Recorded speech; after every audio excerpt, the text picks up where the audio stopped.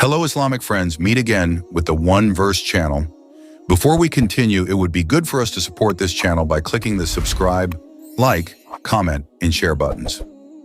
American film director converts to Islam because of Surah Maryam. Mustafa Davis was born and raised in the Bay Area of Northern California. He is now known as a filmmaker and artist worldwide. As an artist, Davis loves beauty, and the most beautiful beauty in his eyes is the smile of a simple, sincere man who led him to Islam 16 years ago. It all started on a Wednesday in May 1996. Davis met a friend on his way to campus. Davis later found out that he and the man named Whitney Cannon were taking the same French class. Then, knowing that Whitney was an artist and musician like him, Davis often spent time with her, especially in the piano room of the campus music hall. For a semester, by sneaking, he and Whitney spent time in the piano room, then playing music or talking about spiritual issues there. At one time with Whitney Cannon, Davis was eating sushi at a Japanese restaurant near campus. On that occasion, Davis made a confession that he was tired of the life he was living. "I want to get my life back on track," he wrote in a note on his Facebook account. According to Davis, his lifestyle at the time was keeping him from success, and only religion could change his life. "I have to go back to church," the former Catholic said. Suddenly, Whitney asked if he had ever thought about Islam. Davis answered no, and told Whitney that Islam was an Arab religion or a black separatist movement. From a lot of information and events, Davis only had a negative stigma about the religion in his brain. "Besides, I had never seen a good and devout Muslim at that time," he said. Getting a negative response from Davis, Whitney then told about her older brother who converted to Islam. From her brother Whitney, who was not yet a Muslim at that time, said that Islam is not only for Arabs and is a universal religion. Whitney then asked Davis a new question. "Do you know Muhammad?" Davis claims to know only one person by the name of Muhammad, Elijah Muhammad, one of the main leaders of the Nation of Islam. Whitney then explains that there is only one man named Muhammad who is the true prophet of Arabia. "You should know him," Whitney says. Hearing the word Arab, Davis was not interested in getting into a further conversation about Islam. He then ended the conversation and went to his workplace, because Davis worked at night. Coming home from work, Davis stopped at a bookstore to buy a Bible. As he passed a row of shelves themed Eastern philosophy, Davis's gaze suddenly fell on a green book. The name Muhammad was written in gold embossed letters on the cover. He thought for a moment, then took the book from the shelf.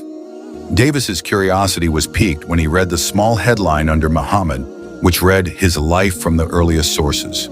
The term earliest source intrigued Davis because he was well aware of the theological debate about a number of errors found in the Bible.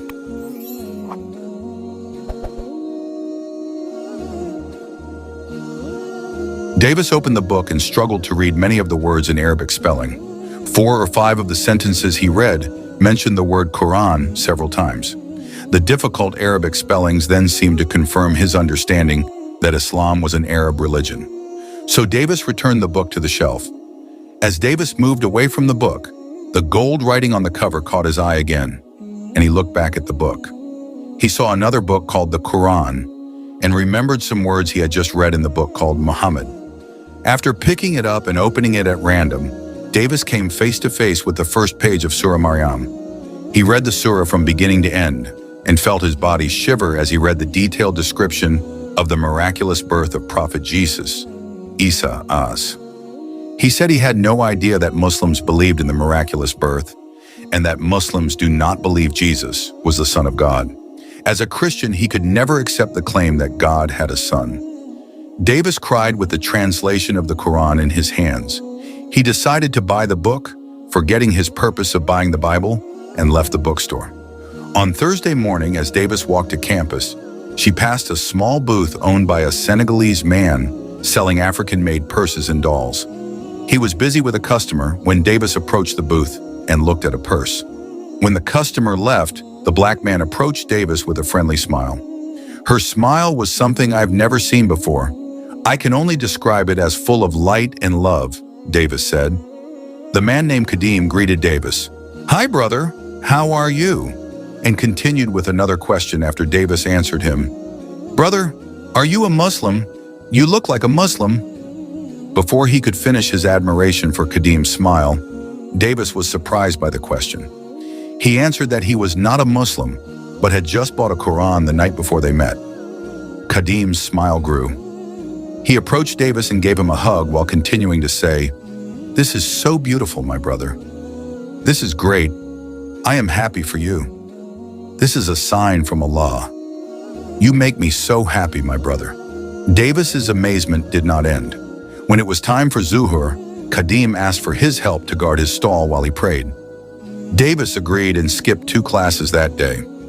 "I have never met someone as sincere as him, who smiled at me, hugged me, and said he was happy for me," Davis added. It was while he was with Kadim that a Pakistani student approached and greeted the Senegalese man. Like Kadim, he thought Davis was a Muslim and was delighted to hear that Davis had read the Quran. He then offered to accompany Davis to see the mosque, and Davis accepted.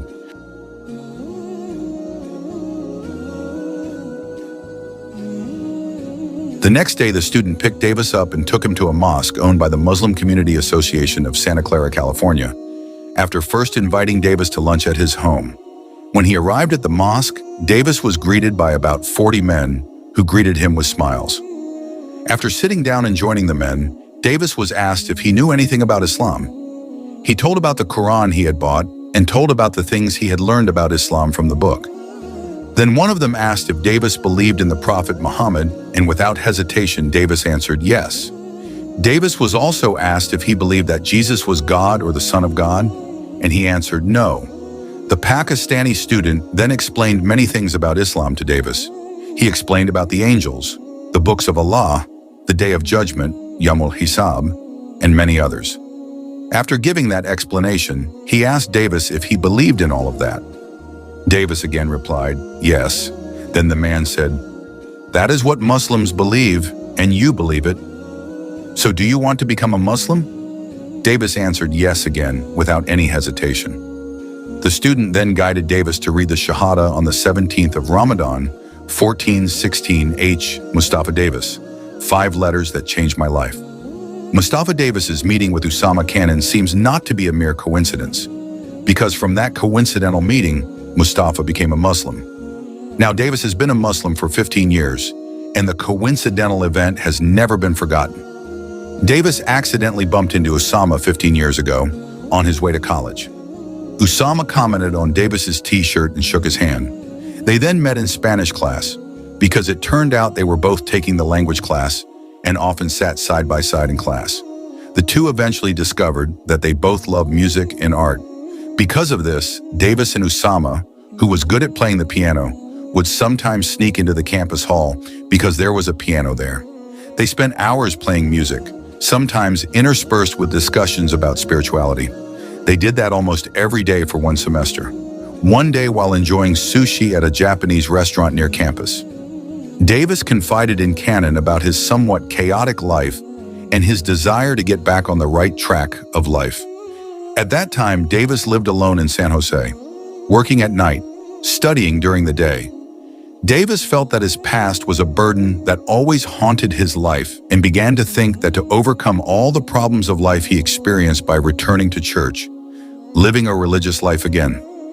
I told Usama that I was considering returning to Catholicism, my religion, to improve my life. Usama then asked me if I had ever thought about Islam, and I said no, because I felt that Islam was an Arab religion or a black separatist religion. I also thought that the Muslims I met were hypocrites, and I had never seen a Muslim who practiced their religion properly, Davis said. Usama, Davis said, then told about his older brother, Anas Khanun, who converted to Islam shortly after he became active in the Nation of Islam. Usama said that Islam was not just for Arabs, and that from what he knew, Islam was a universal religion, even though Usama himself had not yet converted to Islam.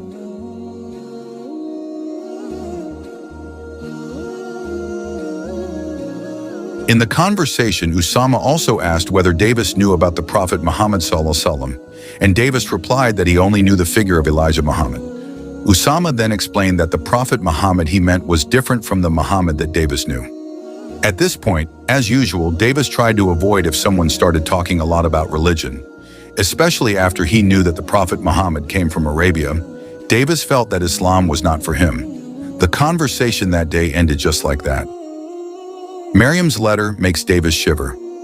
One evening after work, Davis went to the bookstore to buy a Bible. He passed a shelf of Eastern philosophy books and saw a green-covered book with Muhammad written on it in gold letters. He stopped and thought for a moment, then grabbed the book. The full title of the book was Muhammad, His Life Based on the Earliest Sources, written by Martin Lings. What caught my attention was the word earliest sources in the title. I was going to buy a Bible there, and I knew there was a theological debate about errors in the Bible, which also bothered me a lot. So I opened the book, Muhammad, and even though I had a hard time pronouncing the Arabic names in the book, I tried to read a few lines. The 4 or 5 lines I read mentioned the word Quran several times. The Arabic names I read made me feel even more that Islam was an Arab religion and not what I wanted for my life. I put the book down, Davis said, but as he walked away from the bookshelf, the golden letters Muhammad reappeared before his eyes and made Davis return to the bookshelf. This time, Davis noticed a book titled The Quran. He wanted to ignore the book, but he remembered that the word Quran was mentioned several times in Martin Ling's book that he had just read. Davis finally took the book, The Quran, and opened a page at random, and coincidentally, the one he opened was the first page of Surah Maryam. Davis read the translation of the letter from beginning to end. When reading the contents of Surah Maryam, which told the story of the birth of Prophet Isa, David felt his body hot and cold. He did not expect that Muslims also believed in the miracle of the birth of Jesus, which was believed in Davis's religion. But Muslims did not believe that Jesus was the Son of God like Christians believe. So far, even as a Catholic, Davis considered the teaching that God had a son to be unreasonable. Without knowing why, Davis broke down in tears in the bookstore while reading the Quran she was holding. She decided to buy it so she could read more about what Muslims believe. In the emotional state of the situation, I completely forgot about buying the Bible and left the bookstore, Davis said. Strange events in a day. After buying the Quran, the next day Davis went to campus, and on the way he passed a small shop owned by a Senegalese man who sold handicrafts, wallets, and African dolls. Davis was interested in looking at the wallet. The Senegalese man greeted him. "Hello, friend. How are you?" Davis replied, "Fine, thank you." Davis said. The Senegalese man then looked at him carefully, smiled, and asked a question that surprised Davis. "Buddy, are you a Muslim? You look like a Muslim," asked the Senegalese man. Davis was shocked. So far, no one had ever thought he was a Muslim, and last night he had just bought a Quran. Davis replied that he was not a Muslim, but he had just bought a Quran last night.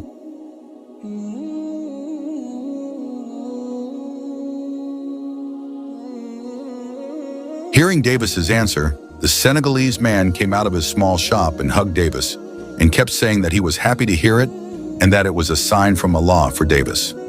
The Senegalese man's name was Kadim. Kadim had asked Davis to watch over his shop while he performed ablution and performed his prayers. Kadim told Davis that as a Muslim, he was obliged to pray 5 times a day. Once Davis said he was willing to help, Kadim showed him the box where the money was kept, told Davis the prices of his goods, and then went to pray. For about half an hour, Davis guarded Kadim's shop. While waiting, Davis kept thinking, "Who is this man leaving his money with me? I could have run away and taken the money, and he wouldn't have been able to catch me." Davis wondered why Kadim didn't worry about that possibility, entrusting his money to a stranger. Kadil returned from prayer, and Davis saw Kadim's face glowing. He hugged Davis and thanked him. Davis then said goodbye and headed to campus. Upon arriving at campus, Davis was again shocked when a Pakistani student greeted him and said hello, then asked Davis, "Are you a Muslim?" This was the second question in one day directed at Davis. Davis replied that he was not a Muslim and asked why the Pakistani student asked that. The Pakistani student simply said, "I don't know. You look like a Muslim." This incident made Davis wonder in his heart. Davis told the Pakistani student that he was currently reading the Quran. The Pakistani student was very happy to hear what Davis said and asked if Davis had ever been to a mosque. Davis was honest that he had never been to a mosque, and he accepted the Pakistani student's invitation to go to the mosque the next day. They exchanged phone numbers. Davis became even more curious. On Friday afternoon, the Pakistani student came and invited Davis to his home. Davis was treated to a meal sitting on the floor. Although he had never sat on the floor to eat in his life, Davis did not feel awkward at all. After eating, they went to the mosque owned by the Muslim Community Association in Santa Barbara, California. Upon arriving at the mosque, Davis was greeted by about 40 mosque congregants with smiles and handshakes. Davis was invited to sit together, forming a small circle. A man asked if Davis knew about Islam. Davis then told how he came to buy the Quran and began reading its contents.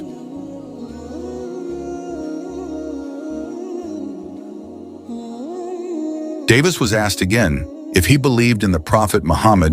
Without hesitation, Davis answered yes. Another question, whether Davis believed that Jesus was the Son of God. Davis answered no, but believed that Jesus was a prophet. There were still many other questions asked to Davis, starting from whether he believed in angels, the holy verses of the Quran, and the Day of Judgment, and Davis answered that he believed in all of them. The man who asked the question then said, "That is what Muslims believe, so you, Davis, believe the same thing too. Do you want to become a Muslim someday?" he asked. Again, Davis answered yes without hesitation. "Declare the Shahada." It was this man who finally helped him pronounce the 2 sentences of the Shahada on the 17th day of Ramadan in 1996. 6 months after converting to Islam, Usama Cannon contacted Davis and asked about Islam. The two went to dinner and discussed religion. The next day, Davis invited Cannon to the mosque, and Cannon recited the Shahada.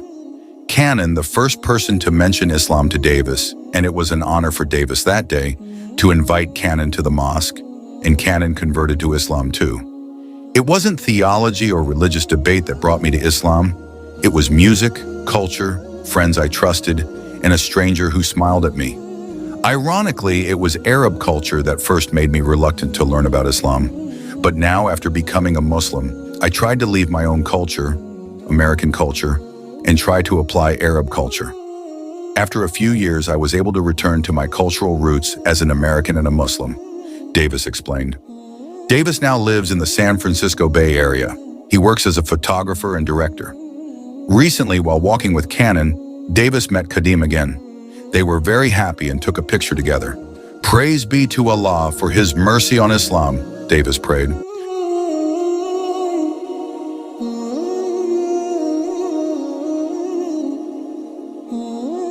This is the end of our video. If you enjoyed this kind of facts content, don't forget to subscribe to One Shot. See you in the next video.